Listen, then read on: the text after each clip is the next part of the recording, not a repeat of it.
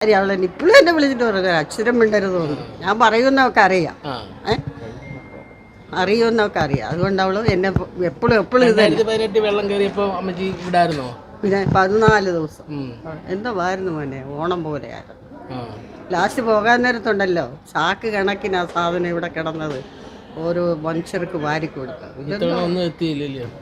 ആരാ ഓ പഞ്ചായത്തിൽ സാധാരണ വരുന്നതല്ലേ? ആണ് പറഞ്ഞത്. ആഹാരമൊക്കെ കിട്ടിയ ഞങ്ങൾക്ക് ചോറ് ഞങ്ങളുടെ മോള് കൊണ്ടുവന്ന് തന്നു.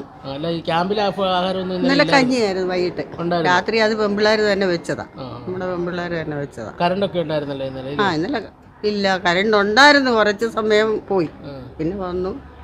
അങ്ങനെ 2 മണിയായി ഒന്ന് കണ്ണടച്ചപ്പോഴത്തേക്ക്. എല്ലാം കിടന്ന് ചുമയും കൂർക്കം വലിയും വർത്തമാനവും എന്തുവേലും ആട്ടെ. പക്ഷെ ഒരു കാര്യമുണ്ട്, ഭയങ്കര കഷ്ടം പിടിച്ച് എല്ലാ വർഷവും ഈ ദുരിതം. അയ്യോ, ആരുമില്ലാത്തവരൊക്കെ എന്തോ ചെയ്യും? അനാഥകളായ ഞങ്ങൾ, മക്കളുണ്ടെന്ന് പറഞ്ഞാൽ അവരായ അവരുടെ കുടുംബജീവിതമായി, അവരുടെ മക്കളായി നമ്മളെ നോക്കാൻ അവർക്കൊക്കെ. പിന്നെ വരും പോവും, ഇങ്ങനെയുള്ളൊരു ഇതേ ഉള്ളൂ. ഇങ്ങനെയൊക്കെയുള്ള കാര്യങ്ങളേ ഉള്ളൂ, അല്ലാതെ ഇതെല്ലാം ഞങ്ങളുടെ അയൽവക്കക്കാരും വേണ്ടപ്പെട്ടവരും ഒക്കെ നമുക്കൊന്നും. എൻ്റെ മോക്കും പഞ്ചായത്ത് ജോലിയുണ്ട്, അപ്പോൾ എനിക്ക് അവരോടൊന്നും സംസാരിക്കാനൊക്കെ ഇത് തന്നെ പറഞ്ഞെന്ന് പറഞ്ഞാൽ അവളെന്നെ കൊല്ലും. അതാ ഞാൻ അവരോട് പറഞ്ഞത് വേണ്ട, പറയണ്ട എന്ന് പറഞ്ഞത്. അവളെ ഇപ്പോഴും എന്നെ വിളിച്ചിട്ട് പറഞ്ഞു അക്ഷരം മിണ്ടരുത് തോന്നുന്നു. ഞാൻ പറയുമെന്നൊക്കെ അറിയാം, അറിയുമെന്നൊക്കെ അറിയാം. അതുകൊണ്ട് അവള് എന്നെ എപ്പോഴും ഇത് തന്നെ. വെള്ളം കയറിയപ്പോ അമ്മച്ചി വിടായിരുന്നോ? പിന്നെ 14 ദിവസം എന്താ വായിരുന്നു മോനെ, ഓണം പോലെയായിരുന്നു.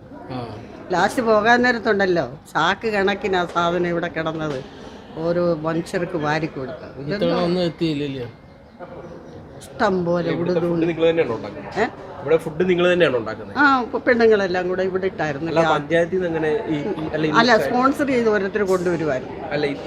കഴിഞ്ഞ ദിവസം ഇന്നലെ ഒരു 3 മണി ആയപ്പോഴത്തേനും കുറച്ച് ഉണക്കച്ചപ്പാത്തി കൊണ്ടുവന്ന് ഞങ്ങൾ കഴിച്ചു. വെപ്രാളം കൊണ്ട് അങ്ങ് തീർന്നു. പിന്നെ വൈകിട്ട് ഇച്ചിരി കഞ്ഞിയും പയറും, അതിവിടെ ഇരിക്കുന്ന ആ പുരുഷനായിരുന്നു, എനിക്കറിയത്തില്ല ചെറുക്കന്. അത് ഞങ്ങളുടെ കൊച്ചുമോൻ്റെ കൂടെ പഠിച്ചതെന്നൊക്കെ പറയുന്നത്, എനിക്കറിയത്തില്ല. പുള്ളിയും കൂടെ ചേർന്ന് എല്ലാം ചെയ്തു, കഞ്ഞി കുടിച്ചു, അങ്ങനെ കിടന്നു. രാവിലെ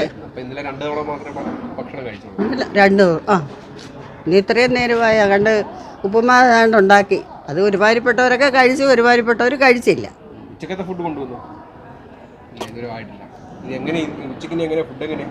ദൈവത്തിന് അറിയാം.